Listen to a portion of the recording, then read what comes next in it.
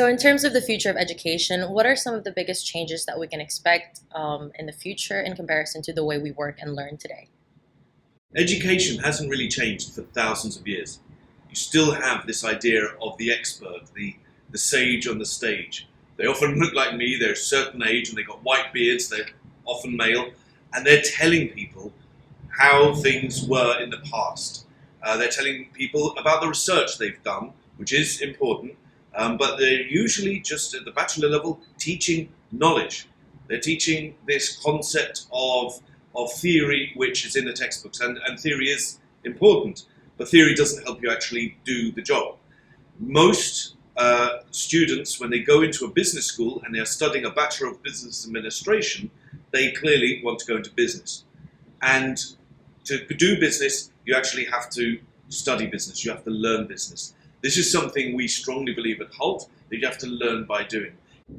In the same way, you wouldn't necessarily want a surgeon to operate on you who hadn't already gone through many hours of training, practicing those operations, and very, very closely supervised by a more experienced surgeon. It's not just looking at the books of how the body works.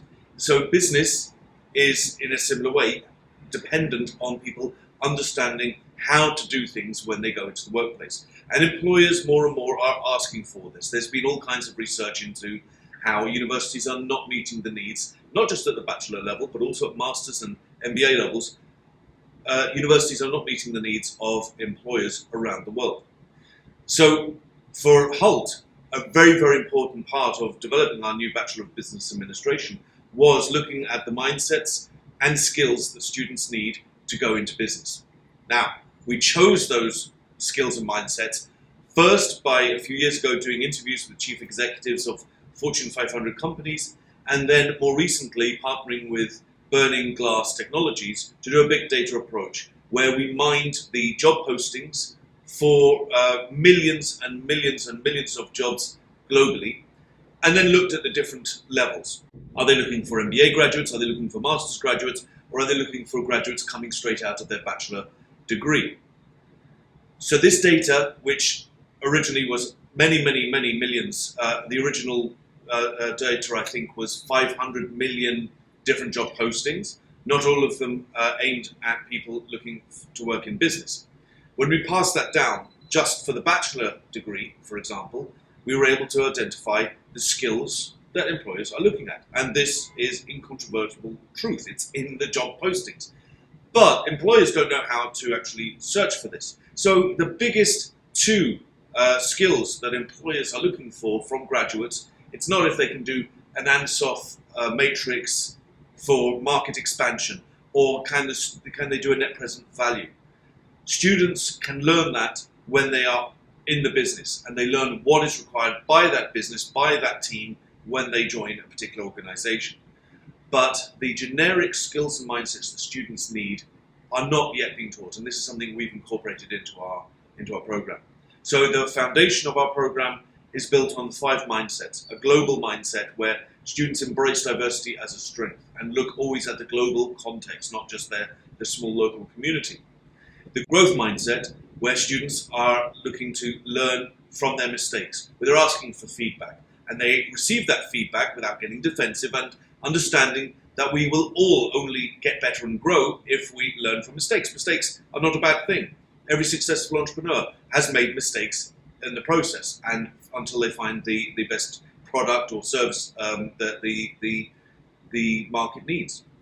The ethical mindset.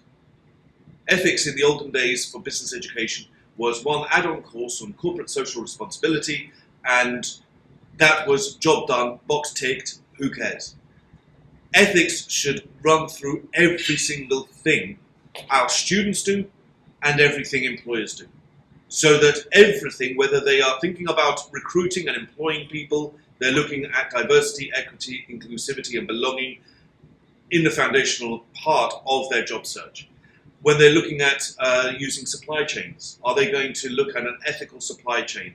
Will they examine very closely, if they're outsourcing, that the outsourced factory, for example, is not outsourcing itself to another third party, maybe that employs child labour? Is there a factory? Is the company going to look at how to make sure the factory does not produce any pollution, rather than simply paying the fine when they are polluting and they get caught. Ethics is fundamental, and the planet will only get better if organisations incorporate this rather than waiting for governments to mandate it. The entrepreneurial mindset. Everything should be thinking about how can we improve, how can we make things better. Not simply, oh, we've got a lovely product, a lovely organisation, that's it, now we can all go home. But always looking to make things better. And then self-awareness. The number one indicator of success as a leader is self-awareness. So we want our students to develop self-awareness. Those are the 5 mindsets. If students have developed those, they can develop the core skills that run through the core part of our program. The core skills, which I already mentioned, communication skills and collaboration skills, are supplemented also by critical thinking. So are you properly looking at the sources of your research? Are you properly asking the questions of your team, of your suppliers, of your customers, to make sure that you understand what the market needs and how you can supply it best? Creative thinking, which is partly about problem solving. It is also thinking about how to build on innovation and think creatively in every possible way. And the 5th one is learning to learn.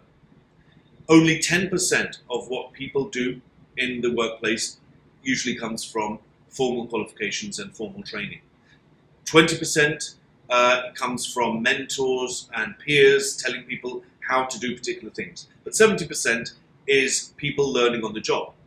To learn on the job, you need to have certain skills of asking the right questions, knowing where to look for certain information. And that learning to learn skill is something that students will need when they are not just in their first job, but as they go through their entire career. These mindsets and these skills are fundamental. But how do you see if somebody has good collaboration skills? We've broken that down into 16 subcategories and 12 subcategories for mindsets. Those categories then are broken down further into 39 practices for our core skills, 22 practices for our mindsets. And these are now tangible elements that can be identified in an individual. So we've built out rubrics so we can actually assess our students in every moment, every kind of assessment, whether it's a presentation, whether it's a report, whether it's a live challenge with a client, whether it's an observed team discussion. We can identify with specific practices. For example, one of the parts of collaboration is if the student listens actively within their team.